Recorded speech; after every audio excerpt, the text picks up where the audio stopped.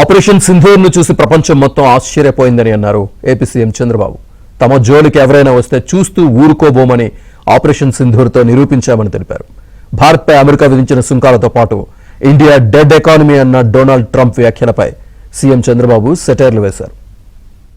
భారతదేశం వికసిత భారతదేశంగా పోతే స్వర్ణ ఆంధ్రప్రదేశ్ కావాలని 2047కి స్వర్ణ ఆంధ్రప్రదేశ్ దిశగా భారతదేశంలో నెంబర్ 1 రాష్ట్రంగా ఆంధ్రప్రదేశ్ రాష్ట్రం కావాలని మనం ఒక సంకల్పం తయారు చేసుకున్నాం.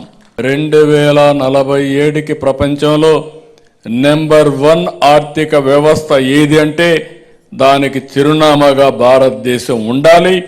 అందులో నెంబర్ 1 పర్ క్యాపిటల్ ఇన్కమ్కు చిరునామా ఏదంటే ఆంధ్రప్రదేశ్ ఉండాలనే సంకల్పంతో ముందుకు పోదామని చెప్పి నేను మీకు తెలియజేస్తున్నా. నేడు ఉన్నది 40-50 సంవత్సరాల కంటే ముందున్నటువంటి భారతదేశం కాదు. నేడున్నది బలమైన భారతదేశం, దృఢమైన భారతదేశం, తిరుగులేని శక్తికి దేనికి తలకు వంచని భారతదేశం, విశ్వ గురువుగా అవతరిస్తున్న భారతదేశం. ఆపరేషన్ సింధూర్ ప్రపంచం అంతా ఆశ్చర్యపోయింది. మనం మిసైళ్లతో బదులిస్తామని చెప్పిన భారతదేశం, ఆ విషయం ప్రపంచం అంతా కూడా గుర్తుపెట్టుకోవాల్సిన అవసరం ఉంది. మనం ఎవరి జోలికి వెళ్ళం, మన జోలికి వస్తే మాత్రం ఎవడిని వదిలిపెట్టే పరిస్థితి ఉండదని నిన్నే అమెరికా అధ్యక్షుడు మాట్లాడాడు.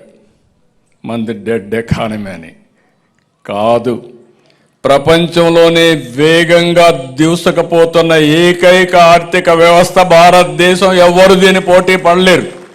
ఎవరెవరివి డెడ్ ఎకానమీలో భవిష్యత్తు తేలుస్తుందని చెప్పి కూడా నేను మీకు తెలియజేస్తున్నా. అన్ని దేశాలతో సఖ్యంగా ఉండాలని మన ఆలోచన. అందరితో బాగుండాలి, ప్రపంచం కూడా అన్ని విధాల ఆనందంగా ఉండాలి అనే ఉద్దేశం తప్ప ఎవరితో విభేదించాలనో ఆ దేశాలని ఆక్రమించాలని మన ఉద్దేశం కాదని చెప్పి కూడా నేను మీకు తెలియజేస్తున్నా. ఈరోజు కొంతమంది కొన్ని తాత్కాలికమైన ఇబ్బందులు పెట్టచ్చు, సుంకాలు పెంచచ్చు, లేకుంటే పన్నులు వేయచ్చు. దీనివల్ల ఏదో భారతదేశ చరిత్ర ఆగిపోతుంది అనుకుంటే అది భ్రమ తప్ప ఇంకోటి కాదు.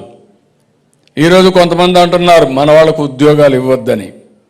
వీళ్ళు ఉద్యోగాలు ఇవ్వడం కాదు, మనం లేకపోతే ఆ దేశాలు అభివృద్ధి కాని రోజు తొందరలో వస్తుందని చెప్పి కూడా నేను మీకు తెలియజేస్తున్నా. మన సేవలు ప్రపంచానికి అవసరం. ఆ తెలివితేటలుండే వ్యక్తులం భారతదేశీయులు. ఇది తప్పకుండా అవుతుందని చెప్పి కూడా నేను మీకు తెలియజేస్తున్నా.